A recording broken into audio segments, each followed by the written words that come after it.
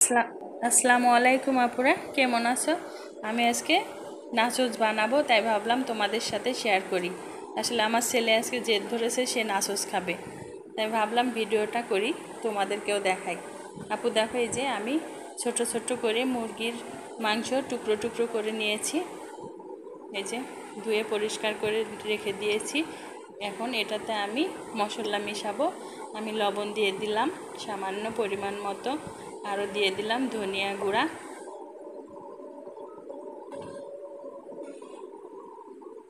দিলাম হালকা একটু হলুদের গুঁড়া আর মরিচের গুঁড়া। আর এখানে আমি আদা আর রসুন বেটে রেখেছি, দিয়ে দিলাম। এখন এটাকে আমি মাখিয়ে নেব।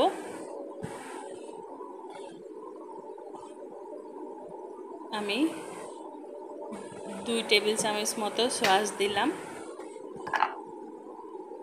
এটাকে আমি মাখিয়ে নেব। আমার মাখানো হয়ে গেছে। এটাকে এখন আমি কিছুক্ষণ রেখে দেবো, আধা ঘন্টা মতো।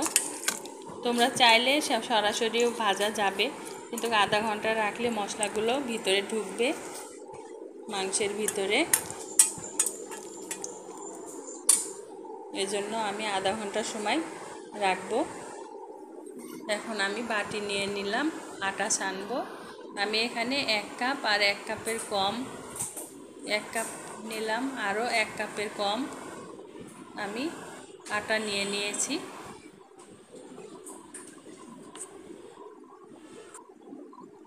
এখন আমি একটু সয়াবিন তেল আর লবণ দেব। লবণ দিলাম। এখন সয়াবিন তেল দিয়ে দেব।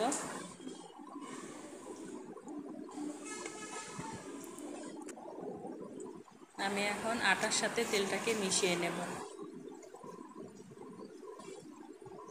এইভাবে মিশিয়ে নিতে হবে।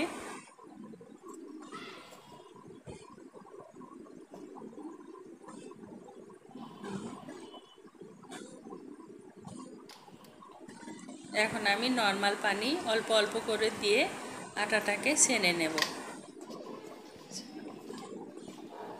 অল্প অল্প করে দিয়ে ছানতে হবে, বেশি দিলে আবার নরম হয়ে যেতে পারে। অল্প অল্প করে পানি দিয়ে ছেনে নিতে হবে। আমার আটাটা ছানা শেষ। দেখো আপুরা, এই যে আটাটা ছানা হলে হাতে মেখে থাকবে না, হাত পরিষ্কার হয়ে যাবে। এই যে দেখো, বলটাও সুন্দর মতো, বলের গায়ে কোনো আটা বেঁধে নাই, আমার হাতেও নাই। এইভাবে সুন্দর করে ছেনে নিতে হবে। যে হাতে আমার একটুও আটা নাই, তখনই বুঝতে হবে আটাটা ছানা হয়ে গেছে। এখন আমি আটাটাকে রেখে দিলাম, রেখে দেব।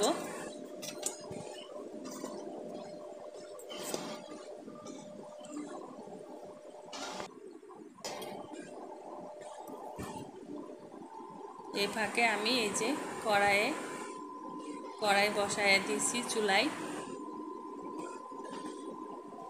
আমি এই যে মাংসগুলো ভেজে নেব।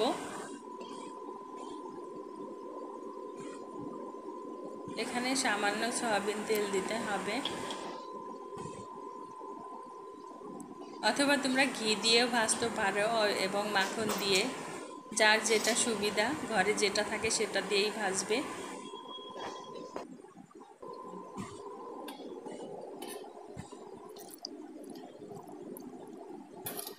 এই যে আমি এখন মাংসগুলো ভেজে নেব।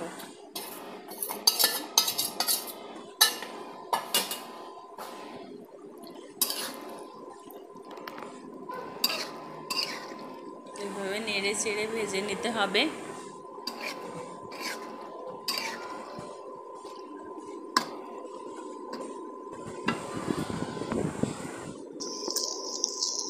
এই যে আমার মাংসটা ভাজা হয়ে গেছে।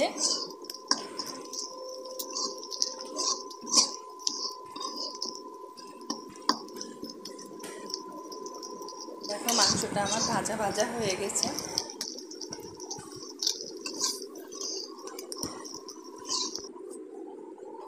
মাংসটা নামিয়ে ফেলেছি। এখন আমি এই যে রুটি বেলে নেব, তার আগে আর একটু ছেনে নেব আটাটা। যে আমি বড় করে একটা রুটি বেলে নেব। রুটিটা একটু মোটা থাকতে হবে।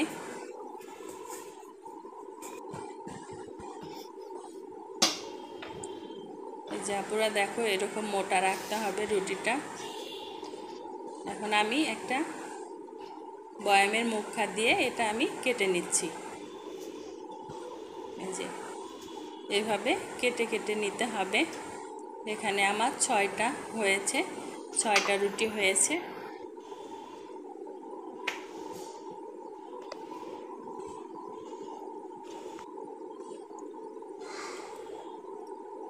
আমি এই রুটির ওপরে তেল দিয়ে দিলাম। আসলে আমি 6টা একসাথেই আবার বেলবো।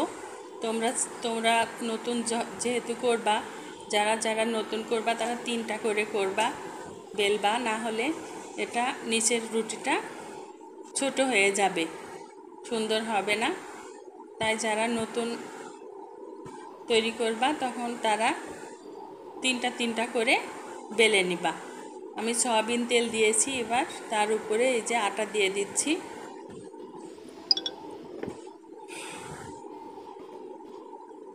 আটা দিয়ে দিলাম। এটা থেকে আমি ভালো করে এইভাবে চেপে নিব। প্রত্যেকটা রুটি আমি এইভাবে চেপে নেব।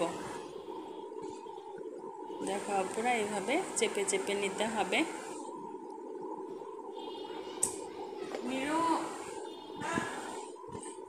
চেপে চেপে নিতে হবে।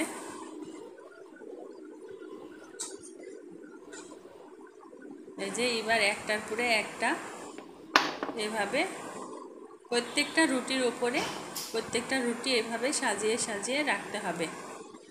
তোমরা 3টা করে করবা, আমি আসলে 6টাই একসাথে করব। তোমরা যদি না পারো তাহলে 3টা করে করবা।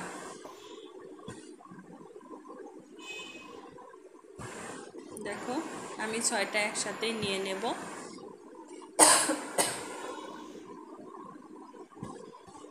এই যে আটা তেলটা একটু বেশি দিয়ে এইভাবে মাখিয়ে নিতে হবে। এবার এই যে রুটিটা চেপে চেপে একটু বড় করে নিতে হবে। এভাবে চেপে চেপে রুটিটা বড় করে নিতে হবে।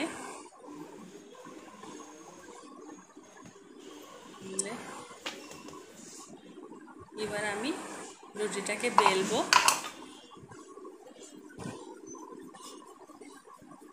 এভাবে বেলে নেবা, বেশি পাতলা করা যাবে না। এই যে আমি এখন কড়াইয়ে দিয়ে দিয়েছি তাওয়াতে। এটা হালকা জালে ভাজবা। এটা বেশি ভাজতে হবে না, শুধু সিদ্ধ হওয়া অবধি, মানে এপাট ওপাট সিদ্ধ হবে হালকা আর কি, বেশি ভাজা যাবে না। এই যে দেখো আমি কিভাবে রুটিটাকে ভেজে নিচ্ছি। এইভাবে ভেজে নিতে হবে হালকা। এই যে এভাবেই ভেজে নেবা। আমার হয়ে গেছে ভাজা। এখন আমি তোমাদের দেখাবো তুলে। দেখো রুটিটা সুন্দর মতো এই যে উঠে যাবে। এই যে উপরের রুটিটা বোঝা যায় না, কিন্তু নিচের অংশটা অনেক পাতলা হয়। নিচের যে রুটিগুলা, প্রত্যেকটা রুটি অনেক পাতলা হয়, আর অনেক গরম তো, এই যে অনেক পাতলা। দেখো পুরো এই যে হাত দেখা যাচ্ছে, এইরকম পাতলা হবে। এবার আমি কেটে নেব। এইভাবে কেটে নেব।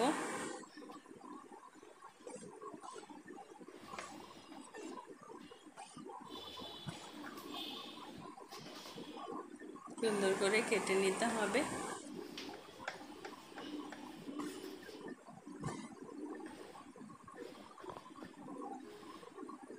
তোমরাও এভাবে কেটে নিবে।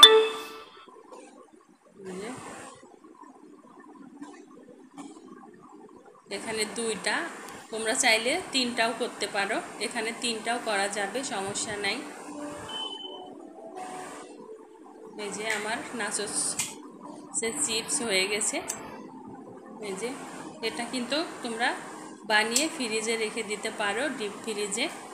যখন মনে চাবে তখন ভেজে খেতে পারো। আমি আসলে আমার আরও 6টা রুটি হবে, আমি ওইগুলা তৈরি করে আমি ডিপ ফ্রিজে রেখে দেব। আর এই রুটিটা এখনই ভেজে আমি তোমাদের দেখাবো। যে কত সুন্দর পাতলা চিপস হয়ে গেছে, দেখো। এই যে আমি এখন ভাজছি, ভেজে নিচ্ছি এগুলা। বাদামি কালার হওয়া অবধি ভাজতে হবে হালকা জালে, বেশি জোরে জাল দেওয়া যাবে না, তাহলে এটা নরম হয়ে যাবে। এভাবে প্রত্যেকটা চিপস তোমরা ভেজে নেবে।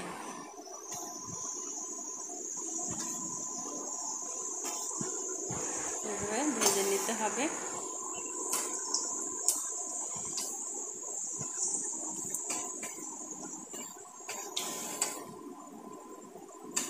এভাবে ভেজে নিতে হবে।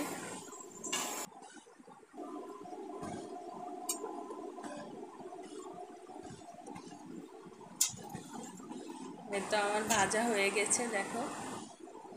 এভাবে আমি প্রত্যেকটা রুটি ভেজে নিয়েছি। এই যে অনেক সুন্দর ভাজা হয়ে গেছে। এখন আমি এটাকে তোমাদেরকে সাজিয়ে দেখাবো। আসলে একটা একটা করে চিপস সাজাতে হবে। এর উপরে আমার যে চিকেনগুলো ছিল এগুলো দিতে হবে, আর সাদা ক্রিমটা দিতে হবে, সসটা দিতে হবে। এভাবে আমি সাজিয়ে তোমাদেরকে দেখাবো। দেখো কত সুন্দর হয়েছে চিপসটা, আর এই যে অনেক সুন্দর হয়েছে। দেখো আপুরা, এই যে আমার নাচস তৈরি হয়ে গেছে। আমার নাচস যদি তোমাদের ভালো লেগে থাকে তাহলে লাইক, কমেন্ট, শেয়ার এবং সাবস্ক্রাইব করে দেও আপুরা। দেখো কত সুন্দর। এখন রাখি, আল্লাহ হাফেজ।